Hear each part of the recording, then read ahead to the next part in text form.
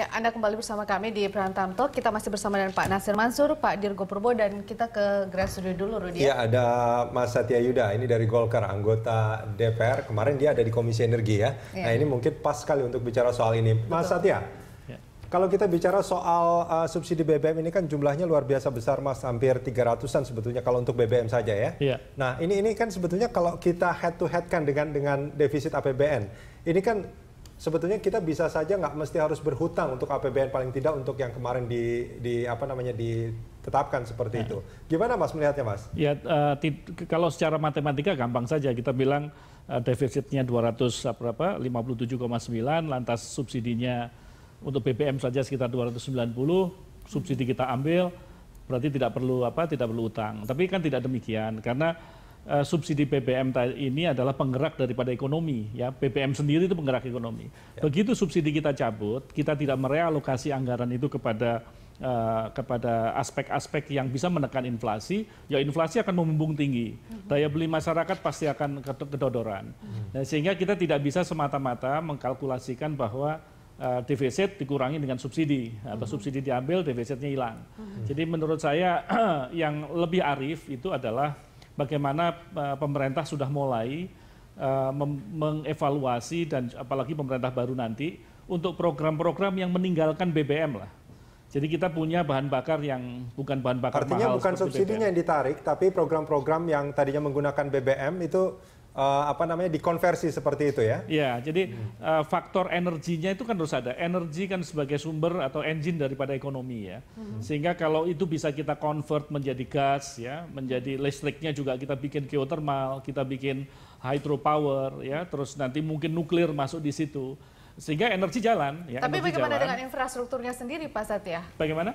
Infrastrukturnya, apakah sudah mendukung dengan konversi ke sejumlah energi alternatif lain tersebut, Pak? Kalau untuk infrastruktur listrik tentunya tidak masalah ya, karena itu begitu kita sudah meninggalkan BBM sudah cukup lama, ya pelan-pelan, karena sekarang konsumsi untuk listrik saja yang berbasis ya energi primernya BBM itu sekitar 9%.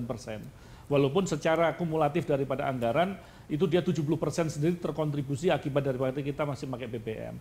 Nah, kalau kita merubah menjadi geothermal, itu kan pekerjaan 36 bulan, udah bisa jadi itu power plant-nya. Ya, geothermalnya juga ada di beberapa tempat. Kalau gas sudah jelas, begitu ada dedicated gas untuk domestik, kita bisa pakai energi primernya menggunakan gas. Nah, justru sekarang kalau saya tidak melihat dari listriknya, yang PR yang agak besarnya adalah di aspek transportasi. Penggunaan daripada BBM yang umum sekarang digunakan, penggunanya mayoritas adalah transportasi. Nah, ini yang perlu infrastruktur. Begitu kita konversi daripada BBM kepada BBG, itu pemerintah Pak SBY sudah mempunyai roadmap, karena Menteri Energi waktu itu kita minta di tahun 2012, tetapi masih belum banyak kemajuan dari roadmap yang dibikin oleh pemerintah, yang seharusnya ya kita sudah menggunakan BBG di Jabodetabek ya, plus dengan Jawa, tambah dengan Nusa Tenggara, itu harusnya sudah selesai di akhir tahun 2013. Kan kenyataannya belum. Jakarta saja masih belum teraliri BBG. Kenapa? Kendalanya sendiri apa? Karena masalah konversi BBM ke BBG itu kan sebenarnya sudah lama diwacanakan begitu Pak Satya, tapi hingga saat ini jadi belum banyak sekali faktor ya yang paling tidak yang dikemukakan pemerintah kepada DPR itu masalah overlapping lahan ya, hal-hal yang sifatnya non teknis. Tapi kalau menurut saya ini perlu ketegasan sebetulnya dari pemerintah, karena sebetulnya kalau kita berbicara lahan, bisa aja kita menggunakan lahan-lahan SPBU ya, kita bikin sistem mother daughter station, tapi lahannya adalah menggunakan SPBU yang ada, dia tidak perlu lagi melakukan pembebasan, sebetulnya bisa begitu. Maka kita minta supaya nanti di dalam pemerintahan ke depan itu menjaga komitmen betul. Karena kalau tidak kita cuma berwacana mengatakan orang mengkonversi BBM ke BBG, tapi impor BBM tentu saja jalan. Padahal sudah jelas-jelas ya kalau impor kita yang hampir sekitar 800.000 untuk BBM jadi, 800.000 barel per day untuk BBM jadi saja, itu kan luar biasa. Makanya orang atau Menteri Keuangan menjerit adanya current deficit account atau defisit neraca berjalan. Nah, maka menurut saya bahwa ke depan ini adalah kita hilangkanlah BBM, penggunaan BBM pelan-pelan ya, menjadi energi yang lebih murah. Lantas kita mulai berpikir tentang subsidi itu sendiri. Nah, subsidi itu Pak Satya, artinya sebetulnya langkah pertamanya bukan pencabutan subsidi, tapi bagaimana mengkonversi semua penggerak-penggerak yang menggunakan BBM ini menggunakan energi yang yang lain seperti itu. Yang murah gitu, yang murah karena setara liter gas kan sekitar 4.100, katakan kita bikin 5.000 aja. Itu jauh lebih murah daripada subsidized fuel kan, daripada fuel. Artinya itu ada tambahan lagi ya untuk anggaran infrastruktur misalnya atau apapun pasti ada tambahan di APBN-nya. Kita kalau sekarang volume BBM bersubsidinya berkurang, itu kan otomatis subsidinya berkurang nih. Baik. Ya kan subsidinya berkurang, begitu volume BBM bersubsidi berkurang, volumenya berkurang. Dengan volume berkurang berarti apa? Berarti ada saving. Iya. Nah saving ini yang kita pakai untuk infrastruktur ya. Syukur-syukur nanti kita bisa berikan kepada program-program sosial untuk menekan juga daya beli masyarakat supaya tetap terjaga. Inflasi yang kita janjikan 4,4% untuk 2015 ini juga bisa kita jaga betul. Mudah-mudahan ya. Nah ini menarik sekali sebetulnya Pak Nasir kalau dari Pak Satya tadi mengatakan subsidinya jangan dicabut. Tapi ini memang seperti apa ya namanya? Ekonomi itu ada vicious cycle ya. Atau mungkin jadi ada lingkaran setan di situ. Pengusaha juga sudah tidak yakin gitu dengan pemerintah kemudian akan bisa mengkonversikan energi alternatif lain begitu.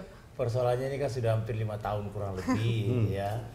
Jadi selalu wacana itu mengatakan orang selalu subsidi. Tapi pertanyaannya begitu kita tinggalkan era subsidi ini, begitu masuk pada harga keekonomisan, harga normal, bagaimana mentransformasi dari BBM ini ke energi lain misalnya gas gitu ya. Makanya saya lihat ini saya gemas saja ngeliatnya nih kan. Kita mau pada saat per hari ini kita mau mentransformasi ke gas, pertanyaannya siapkah infrastruktur migasnya? Sekarang yang dibuat itu teman-teman, pokoknya di BUMN lah, membuat SPPG, tapi tidak membuat receiving LNG terminalnya. Nah sama aja itu.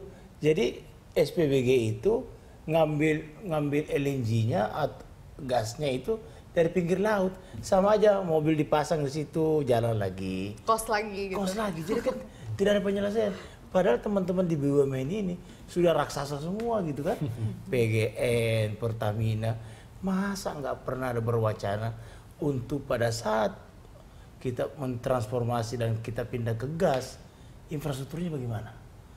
Yang ada sekarang dia selalu diandalkan FSRU. FSRU yang 3 unit itu kalau terjadi kerusakan, kemarin kan terjadi kerusakan. Persoalannya kan lain lagi gitu loh. Yang di negara-negara lain itu yang namanya LNG receiving terminal dibangun di mana-mana, dibangun tiap daerah. Akhirnya berdampak kalau receiving terminal di daerah ada, maka multiplier efeknya sangat besar sekali. Itu untuk bisa pembangkit, bisa untuk dipakai untuk ke smelter, apa segala macam, untuk rumah tangga gitu dan sebagainya. Ini sama sekali. Negara yang segede gajah begini, saya pernah katakan di sini. Ini negara segede gajah tapi anggaran untuk infrastrukturnya memang diakui masih sangat kurang Pak Nasir. Hanya punya 2 receiving terminalnya. Pertanyaannya, 5 tahun yang lalu kemana ini? Mungkin nggak serius sekali Pak konversinya. Saya kurang tahu, tapi saya ingat itu Ibu Evita 5 tahun yang lalu datang ke Kadin. Teman-teman pengusaha kita butuh membangun infrastruktur migas, tapi nggak jalan-jalan. Dari jawaban dari Kadin seperti apa pada saat di kita bangun, kita persiapkan. Tetapi kementeriannya juga agak lelet juga kan gitu, gimana caranya. Nah sekarang pada saat kita mau ribut-ribut, era BBM ini kita sudah mau tinggalkan masuk ke era gas gitu ya, nggak siap lagi. Terus berlomba-lomba orang lagi melakukan ekspor gasnya ke negara yang kontraknya sudah 30 tahun, 40 tahun. Jadi pertanyaannya gimana? Semua negara di dunia manapun juga, pertama yang dilakukan adalah membangun LNG receiving terminal. Yang kedua, setelah ada receiving LNG terminal, itu akan dibuat lagi namanya satellite station. Satellite station itu didistribusi kemana-mana lagi. Berarti cukup makan waktu juga sebenarnya Pak kalau kita mau konversi. Di Indonesia ini yang susah itu kalau membangun LNG receiving terminal gampang. Yang susah kemauannya yang tidak ada. Baik. Ini pun pada saat kita berbicara tanggung jawab Kadin berbicara bagaimana kalau kita tinggalkan era BBM, cabut era BBM, kami langsung karena gemasnya langsung kita bangun LNG receiving terminal setiap provinsi 1 unit dan berbeda-beda, skalanya ada berbeda. Dan kita akan kembangkan setiap kabupaten ada LNG receiving terminal. Itu bahkan Kadin, artinya swasta yang mengusulkan itu? Ya swasta. Cuma jangan dikasih kita kesempatan lagi, wah nggak bisa nih, ini sudah diambil 40 tahun yang akan datang lagi, ini diambil sama ini. Jadi 40 tahun baru Anda dapat LNG-nya, ya sama aja capek. Nah, kalau gitu impor lah. Kemarin ada yang mengagetkan kita. Di tahun 3 tahun akan datang, gas itu akan habis. Masa pada saat kita membangun LNG receiving terminal disuruh mengimpor gas, disuruh mengimpor gas. Gantian Pak. Ya, kan? Sebelumnya BBM terus BBG lagi. Iya. Akhirnya saya bilang ini mah sama aja, dari mafia minyak pindah lagi ke mafia gas. Gitu. Ada mafia minyak yang akan kita bahas nanti di segmen berikutnya. Iya baik. Dan pemirsa tetaplah bersama kami.